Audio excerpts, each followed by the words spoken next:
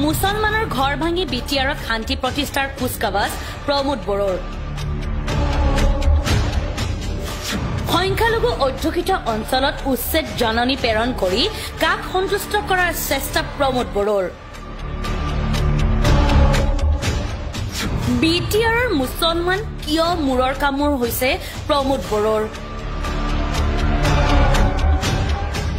এই প্ৰশ্ন এইভাবে উত্থাপিত হৈছে যে হঠাৎ বিটিআৰত থকা সংখ্যালঘু হাতাও অভিযানত নামি পৰিছে প্ৰমোদ বড়ো কেৱল মুছলমানে নহয় বিটিআৰত বসবাস কৰা হিন্দু বঙালী আদিবাসী সকললৈও প্ৰেৰণ কৰা হৈছে উচ্ছেদৰ জাননী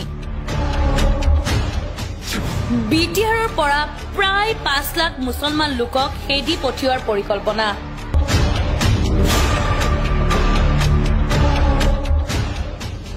যুগ যুগ ধৰি বিটিআৰত বসবাস কৰা এই সকল লোক যাব কলৈ